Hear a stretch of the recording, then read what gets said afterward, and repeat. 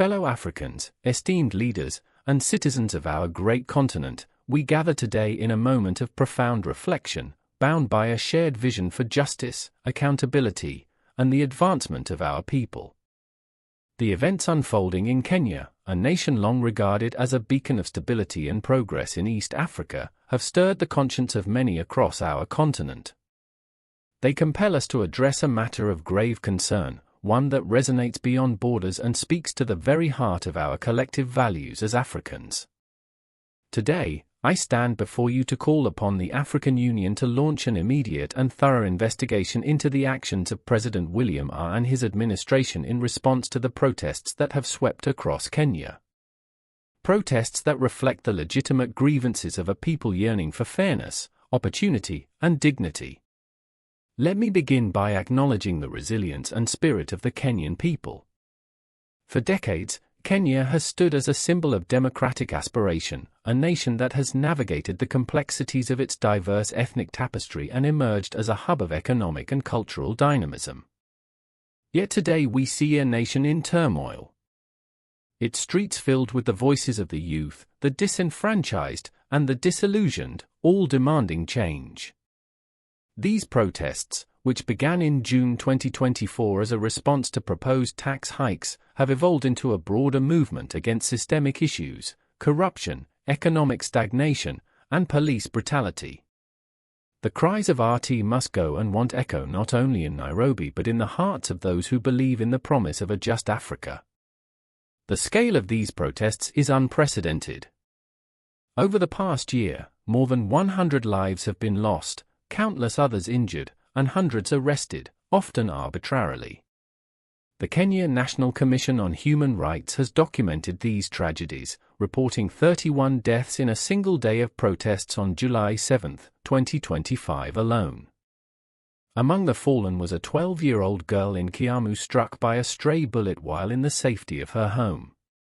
Another Bonifaz Kariuki, a 22-year-old mask vendor, was shot at point-blank range during a rally against police brutality. The death of blogger Alba Ojwang in police custody last month further ignited public outrage, with an autopsy revealing head trauma and bruises contradicting official claims of suicide. These are not mere statistics. They are stories of lives cut short, of families shattered, and of a nation's trust betrayed. It is in this context that I, as a leader committed to the principles of Pan-Africanism and the empowerment of our people, call upon the African Union to act. The AU, as the guardian of our continent's democratic ideals and human rights, has a moral and institutional obligation to investigate the actions of President Ruto's administration. The allegations of excessive force, extrajudicial killings, and abductions demand scrutiny. The directive from President Ruto himself ordering police to shoot protesters in the legs and break their legs to prevent property damage is not only a violation of human rights but a dangerous escalation that threatens the democratic fabric of Kenya and sets a perilous precedent for our continent. Let us be clear. The right to protest is enshrined in the African Charter on Human and People's Rights, a document that binds us all. Article 11 guarantees the right to assemble freely, and Article 4 protects the right to life. When a government responds to peaceful demonstrations with live ammunition, tear gas, and water cannons, it violates these sacred principles. When a president publicly instructs security forces to maim citizens rather than engage in dialogue, it undermines the very essence of leadership. Such actions cannot be dismissed as internal matters. They are a stain on our collective conscience and a challenge to the values we uphold as Africans. The African Union must investigate not only the use of force, but also the broader context of these protests. The Kenyan people are not protesting merely for the sake of unrest. They are driven by deep-seated frustrations, a cost of living crisis that has eroded wages, youth unemployment that stifles potential, and a government perceived as tone-deaf to the needs of its citizens. President Ruto campaigned in 2022 as a champion of the hustler nation and promising to uplift the poor and fight corruption. Yet his administration's policies, aggressive tax hikes, ballooning debt, and a perceived tolerance for corruption, have fueled disillusionment. The now withdrawn Finance Bill of 2024, which proposed taxes on essentials like bread and mobile money transfers, was seen as a betrayal of those campaign promises. The termination of a $2 billion 0-cents deal with the Adani Group to control Kenya's main airport only after public outcry further exposed a government seen as prioritizing elite interests over the public good. Moreover, the allegations of state-sponsored violence cannot be ignored. Opposition leaders, including former Deputy President Rigathi Gachagua, have accused the government of deploying unmarked vehicles and armed gangs to opposition strongholds, a tactic reminiscent of authoritarian regimes. Civil society groups have reported abductions of activists, medical workers, and influencers, with some subjected to torture and interrogation. These are not the actions of a government confident in its mandate, but of one desperate to cling to power through fear and intimidation. The African Union, as a body committed to promoting peace, security, and good governance, must not turn a blind eye. The AU's Peace and Security Council has the authority to address situations that threaten stability in member states. The African Commission on Human and People's Rights can investigate allegations of human rights violations. I call for a joint mission comprising independent experts and representatives from across the continent to conduct a transparent investigation into the following: the use of lethal force by Kenyan security forces, the circumstances surrounding abductions and extrajudicial killings, and the government's response to legitimate public grievances. This investigation must be swift, impartial, and conclusive, with findings made public to ensure accountability. Let me address a potential counter-argument that such an investigation constitutes interference in Kenya's sovereignty. To this I say that sovereignty is not a shield for impunity.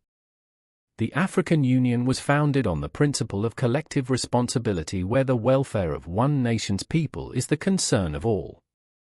When a government's actions risk destabilizing a nation and undermining the democratic aspirations of its youth, it is the duty of the AU to intervene, not to dictate, but to uphold the standards we have set for ourselves.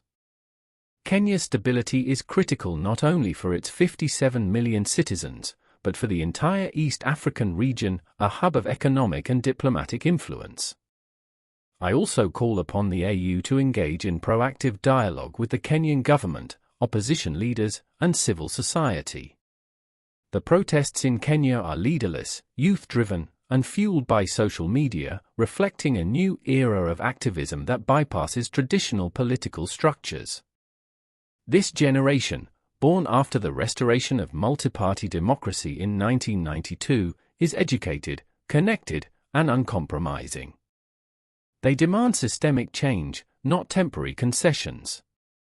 The AU must facilitate a platform for inclusive dialogue, ensuring that the voices of Kenya's youth are heard and that the government responds with meaningful reforms, not repression. To my fellow African leaders, I urge you to reflect on the broader implications of this crisis. Kenya is not an isolated case. Across our continent, young people are rising, demanding accountability, economic opportunity, and an end to corruption. From Burkina Faso to Nigeria, from South Africa to Sudan, the youth are the heartbeat of our future. If we fail to listen, if we respond with force rather than understanding, we risk alienating the very generation that will shape Africa's destiny. The protests in Kenya are a warning, a call to recommit to the principles of justice, equity, and good governance. Let me share a personal perspective rooted in my own journey as a leader in Burkina Faso.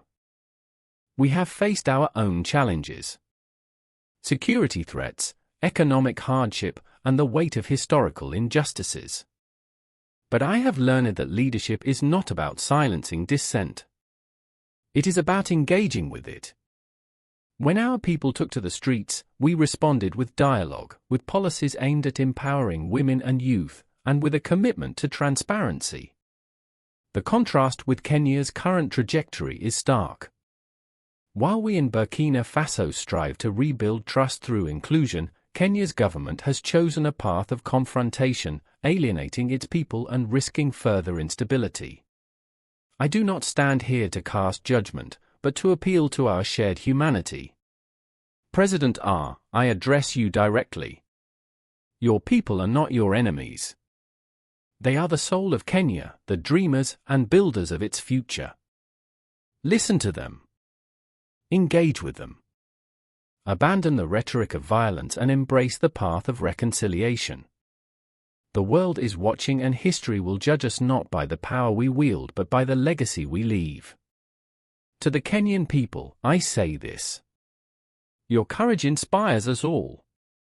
Your determination to demand accountability, to reject corruption, and to fight for a better future is a beacon for Africa. Do not lose hope, for your struggle is our struggle. The African Union, I am confident, will stand with you, ensuring that justice is served and that your voices are amplified. Let us delve deeper into the implications of this crisis for the African continent. The protests in Kenya are not merely a national issue. They reflect a broader trend of youth-led movements across Africa. Our continent is the youngest in the world, with over 60% of our population under the age of 25. This demographic reality is both our greatest asset and our greatest challenge. Our youth are tech-savvy, globally connected, and acutely aware of the injustices that plague their societies. They see the wealth of our natural resources, the potential of our economies, and the promise of our democracies. Yet, they are confronted daily with unemployment, inequality, and systemic corruption. In Kenya, the unemployment rate among youth stands at over 35%, with many graduates unable to find meaningful work. This is not unique to Kenya. It is a challenge we face from Accra to Addis Ababa, from Dakar to Dar es Salaam. The African Union must recognize this demographic shift as a call to action. We cannot afford to ignore the aspirations of our youth, nor can we suppress their voices with force. The protests in Kenya are a microcosm of a larger struggle, a demand for governments to prioritize inclusive growth, to invest in education and skills training, and to create pathways for young people to contribute to their societies. The AU's Agenda 2063, with its vision of an Africa of good governance, democracy, respect for human rights, justice, and the rule of law, must not remain a mere aspiration. It must be a blueprint for action, starting with addressing crises like the one in Kenya. I propose that the African Union establish a permanent mechanism for engaging with youth movements across the continent. This could take the form of a youth advisory council composed of representatives from member states tasked with advising the AU on policies that affect young people. Such a council would ensure that the voices of the youth are not only heard but integrated into the decision-making processes of our continental body. In the context of Kenya, this council could mediate between the government and protesters, fostering dialogue and preventing further escalation. Furthermore, the AU must strengthen its capacity to monitor and respond to human rights violations in real time. The current crisis in Kenya highlights the need for a rapid response mechanism within the African Commission on Human and People's Rights. This mechanism could deploy fact-finding missions at the first sign of unrest, gathering evidence and engaging with all stakeholders to de-escalate tensions. Such a proactive approach would not only prevent loss of life, but also signal to our people that the AU is a responsive and relevant institution. I also call for economic solidarity among African nations to support Kenya during this crisis. The economic pressures fueling the protests, high debt, inflation, and unemployment are not unique to Kenya. Many of our nations face similar challenges exacerbated by global economic headwinds and the legacy of colonial exploitation. The AU, in collaboration with regional economic communities like the East African Community, should explore mechanisms to provide targeted support to Kenya, such as debt relief initiatives or technical assistance for economic reforms. This would demonstrate that Africa stands together not only in times of prosperity but also in moments of adversity. To the international community, I extend a message of partnership. The situation in Kenya has drawn global attention, with organizations like Amnesty International and Human Rights Watch documenting the abuses. While we welcome their scrutiny, we assert that Africa must take the lead in resolving its own challenges.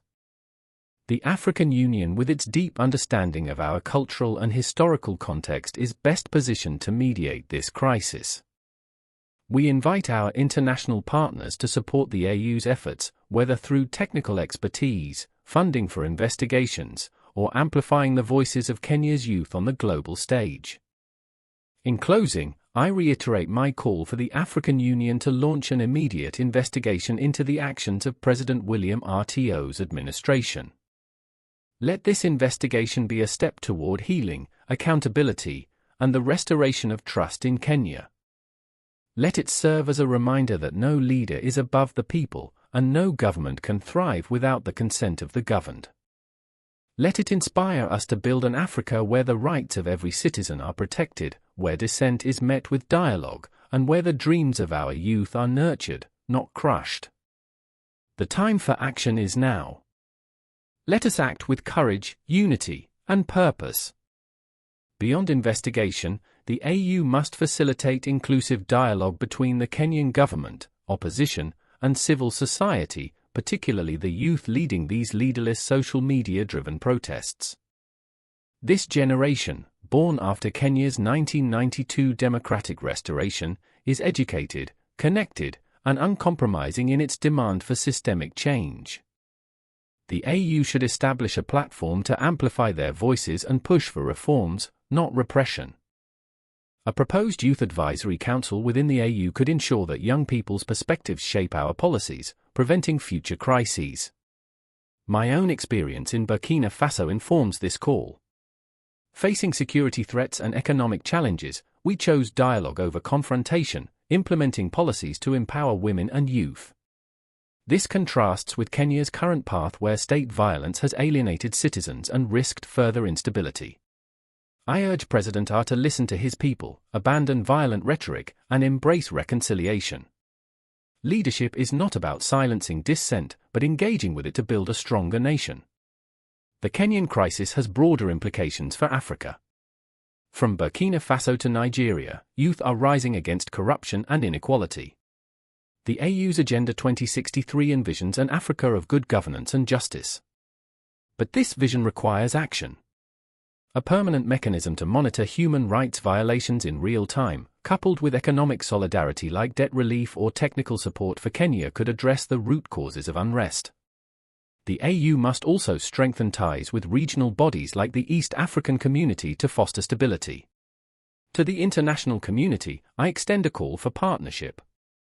While global organizations have documented Kenya's abuses, Africa must lead in resolving its challenges.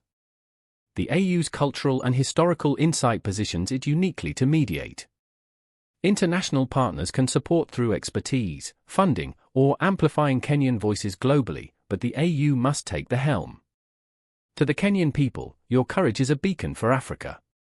Your fight against corruption and for a better future inspires us all. Do not lose hope. Your struggle is ours, and the AU will stand with you. To my fellow leaders, let us heed this warning. Our youth are our future, and suppressing them risks our continent's destiny. We must recommit to justice, equity, and governance that serves all. In conclusion, I call for an all-out investigation into President Ruto's actions, a step toward healing and accountability. Let it remind us that no leader is above the people, and no government thrives without their consent. Let us build an Africa where rights are protected, dissent is met with dialogue, and youth are empowered. The time for action is now. Let us act with courage, unity, and purpose. May Africa rise. Thank you. And may Africa rise.